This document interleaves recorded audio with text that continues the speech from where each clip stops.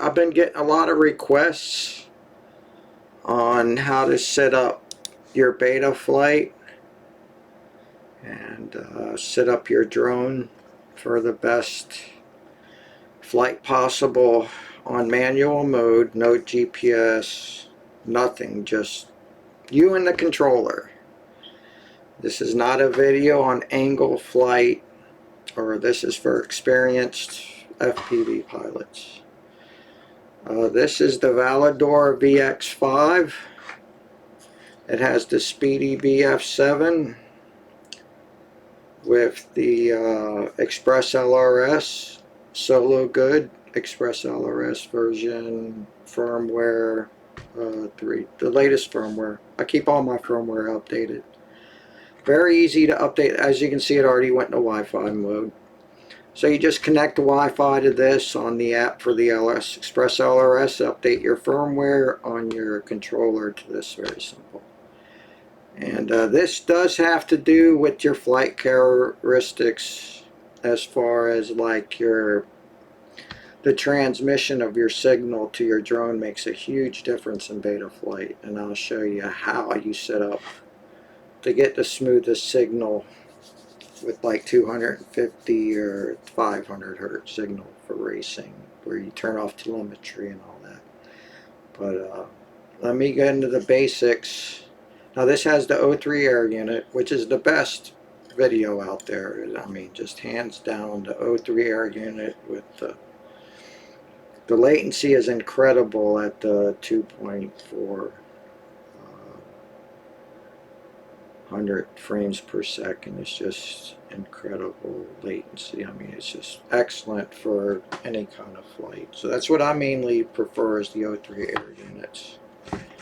And what you want to do is, whenever you first plug in your drone, you want to make sure your app is on. Okay, and you want to plug in your drone while it's setting level. And you want the direction straightforward. So the gyro is set in level, and flat facing forward. See how it's facing forward flat? So then you calibrate your gyro, and then you want to go down to your ports. So this is MSP, so I get my on-screen display. And you have to turn on your serial port for the MSP to work on the O3 air unit. On analog, you don't need this on. You don't need any of this. It just automatically pops up. Now, some gyro, like this is the BMI gyro, so it's going to be 3.2 hertz. The MPU 6000 gyro is going to be 8 kilohertz. I use either or gyro, it doesn't really matter to me.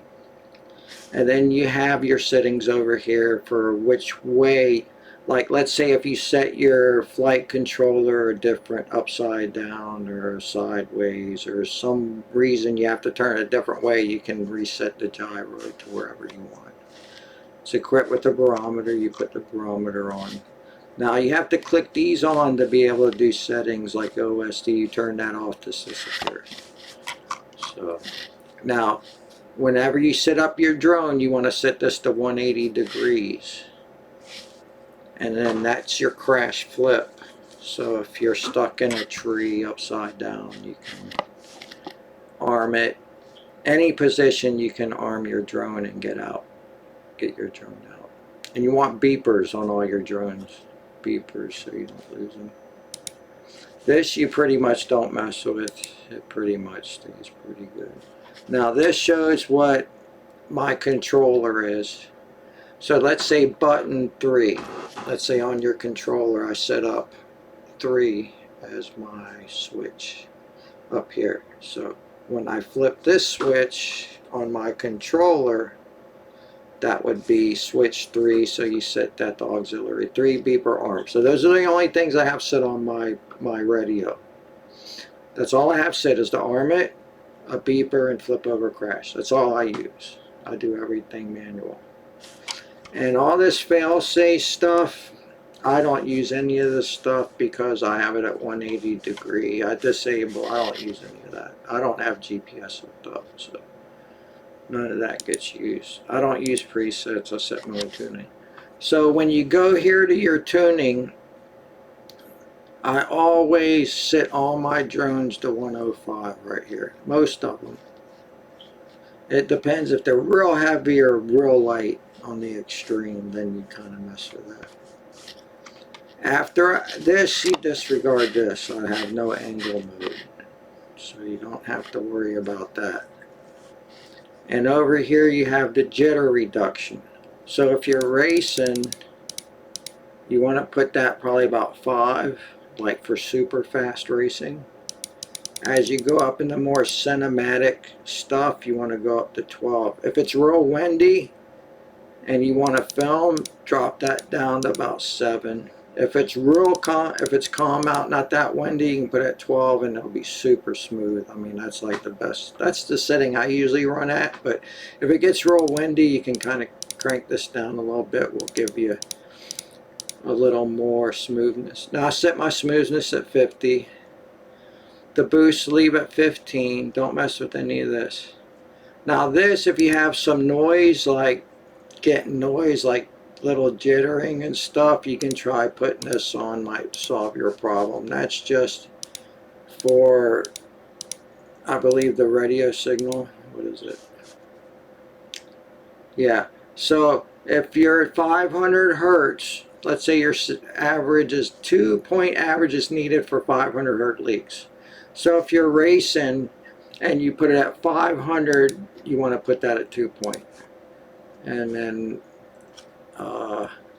if you're getting a little bit of like noise, you can put that on and see if it helps. Now this is for racing.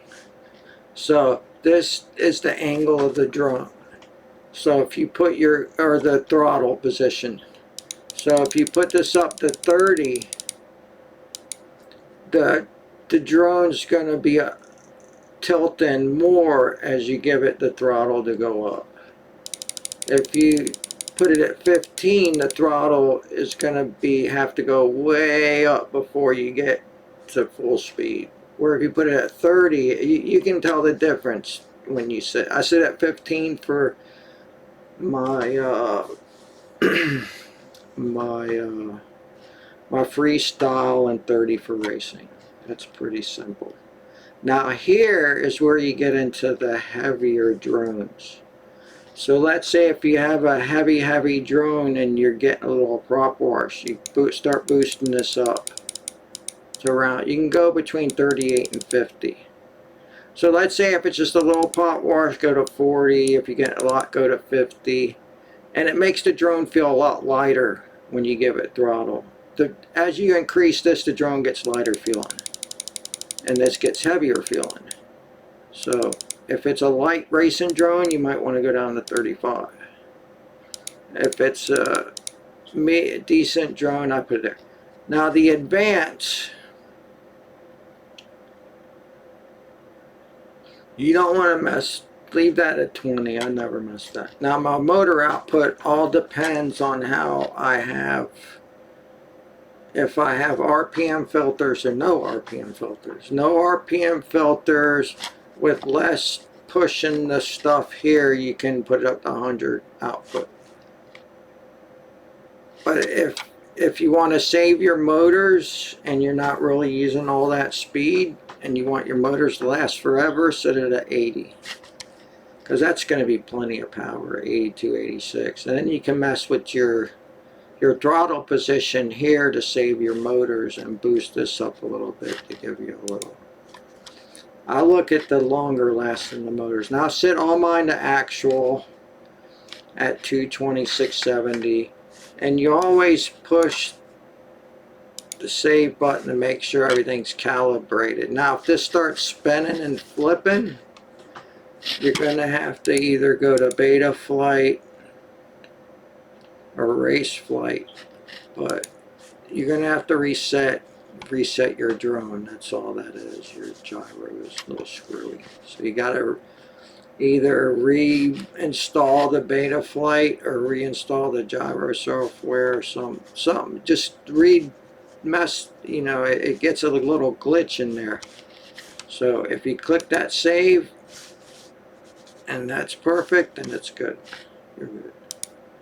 Now this is where it gets a little tricky when you get into the BetaFlight, the gyro. So it all depends on what type of gyro you have as the what setting you're going to put these filters at. MPU 6500, IBM, MP 6000. There's all different kinds of different gyros out there. Now the BMI gyros, I usually just leave it here.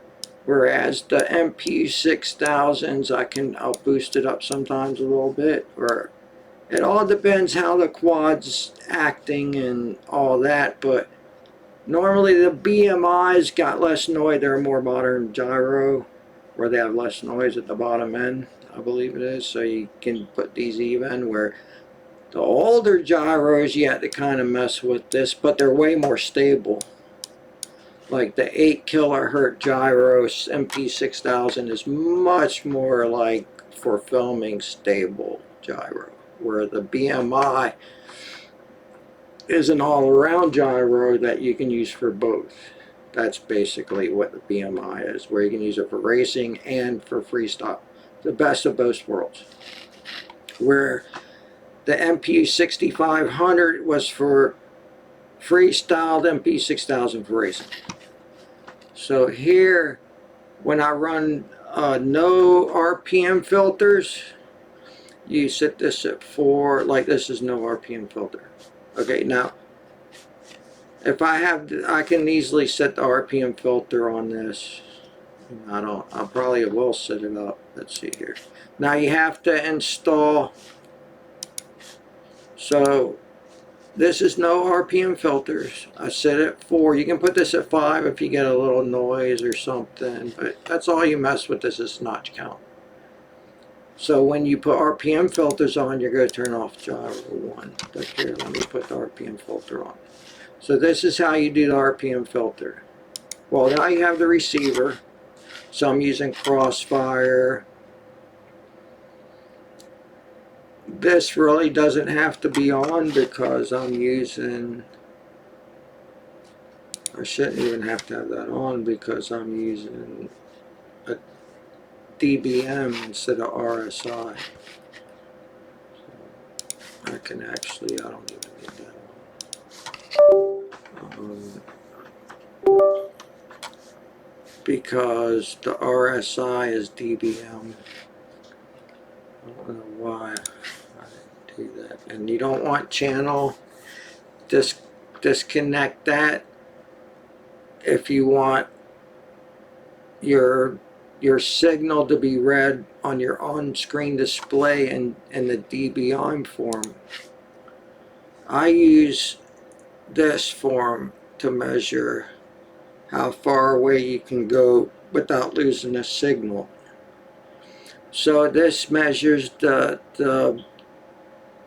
sort of like measures it backwards, I guess you could say. It's a backwards philosophy of the signal.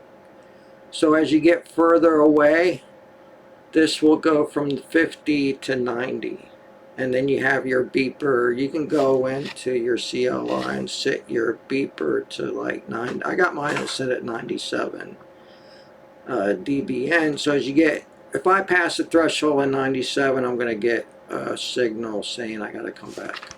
That's why I don't use GPS or any of that. I just watch I do what GPS does manually and watch everything with my mind instead of a computer watching it for me.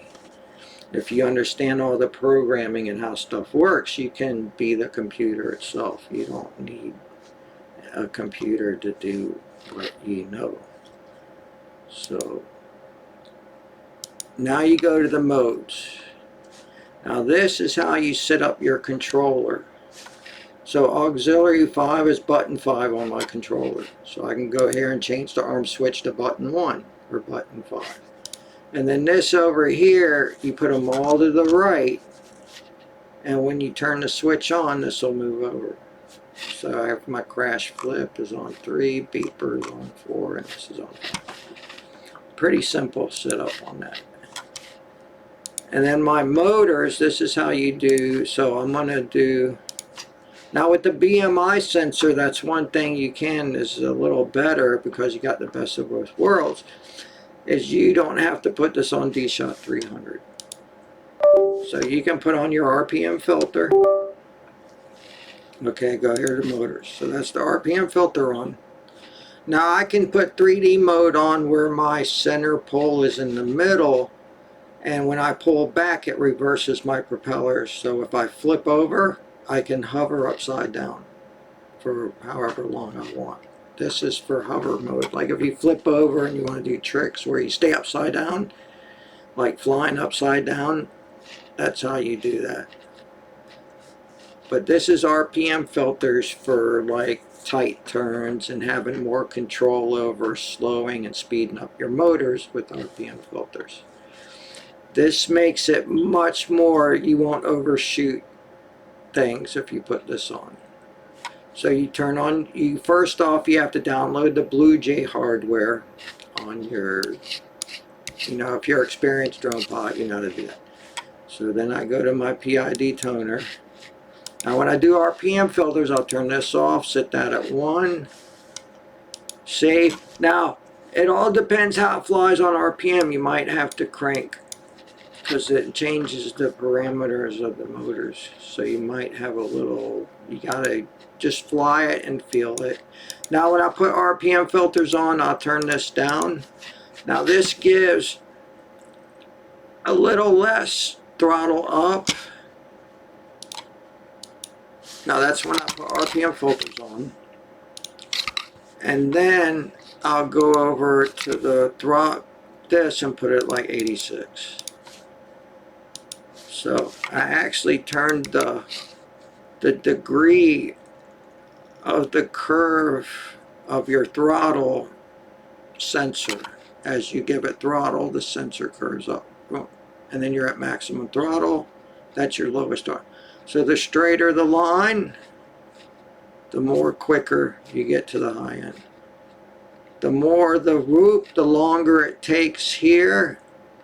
And then if you get up quick there, then it'd be like no throttle, no throttle, no throttle. Boom. This is how you adjust your throttle, but you have to stay in these parameters. Otherwise, your motor timing will be all out and stuff. So you have to kind of keep it in the parameter of the time. It all has to do with the timing of the motor, everything. So I time my motors at 23 degrees with no demag. Now if I run no RPM filters, like if a quad is the CPU stressing on RPM filters, getting up 50%, I'll just run demag instead of RPM filters. That kind of, it's not the same, but it kind of does the same principle as it, and so that's how I set up my RPM filters. And like I said, the main things I focus on is the jitter reduction and windy times, and this for the weight of the drone and prop wash. You push this up, push these up to 105, these 4, and then you mess with this, and your throttle. If you're getting a little like where you give it throttle and it's breaking up a little bit, turn down your throttle a little bit. Every motor is different, so you got to kind of tune it different, especially with 6S batteries. So I'll probably leave my setup like this. Now if it's a MCU 6000 gyro, you want to put this at 300. The older gyros, you want D-Shot 300. But BMI gyros, you can run D-Shot 600 with the RPM filter. And as you can see, let me get a battery. And I'll show you the error code. So once you, it should come up 0, no errors. Now see, there's no error, 0 error. Now if that was an MPU 6000, you would probably see like error 1, 0.01% popping up here where you're getting little errors. You put it D-Shot 300, all the motors smooth out. So that's the difference between the BMI gyros. You can, like the BMI 128, I like the gyro because the load is 26% on the CPU, whereas as far as the MP6000 will be up to 40 and 50% when you run RPM filter. So, but that's basic. And then my OSD, I basically on the O3 air unit, I put everything over here so I can just get a quick reference. Or if I'm flying fast, I'll have the inside the goggles will be a 4x3 screen, and this will be in the black area. And my LEDs I have sit up here. Now LEDs very simple. You go here, so let's say I want color. See how I got color, you go color. So I got blinking on. Let's say you go here. Okay, so that's what I have it on, the color red. So let's say I want blue, so I change it to blue. And if I want it to blink, I put blink. See that dot? So that's blink. I'm going to change it back to red and save. Now this is for 2 lights and this is for 2 lights. So your 2 lights up, this controls all the lights. So these outside lights, all the lights would be red, and then all the lights would be white on the inside. Let's say if you wanted the police and wanted blue. So you put blue, put blank. Okay. So that's how you would do that. Push save. And then as you can see on the bottom of the drone, you have your LED lights. The Speedy Bee has plugins on the side, so very cool that you can put your LED lights on there. Programming LED lights is really simple. It's not that hard. And then you make sure you hold the button on your flight controller, because some flight controllers you gotta toggle between pre-programmed lights and you being able to program the lights. So you gotta look in your manual for which your flight controller. Now any flight controller works pretty good. I usually use the Speedy Bee. The Mini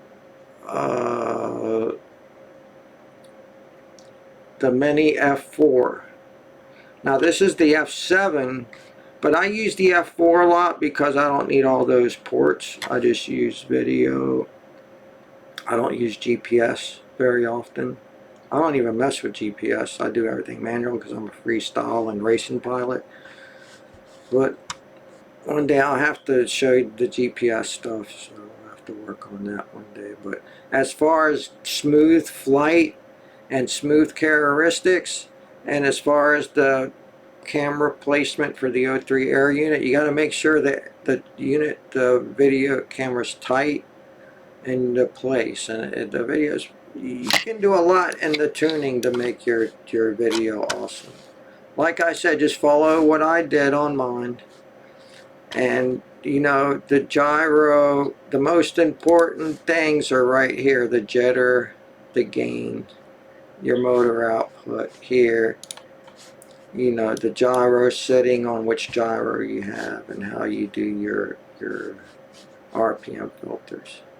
But just do like I said, you should be good to go. Check it out, see if it works good for you. I mean, I've been flying for like 5 or 6 years, and I kind of just, I don't know, you got to have a good controller, period. You got to have the right. I used the Boxer Max with RGO1 gimbals, the metal. Top of the line gimbals make a huge difference. It makes your drone fly so much smoother. I mean, I can make a 3-inch drone fly like GPS, even better than GPS, where you just fly it up and it's so smooth, no amount of wind is going to knock it around. It's just the way you tune it, and it stays stable. Yeah. And the way your gyro is good gyro. I use Speedy Bee, and then I'll use the Argus Pro. Argus is a really good one, but it's expensive. But it's like so dependable. Okay, I hope you liked the video and keep flying.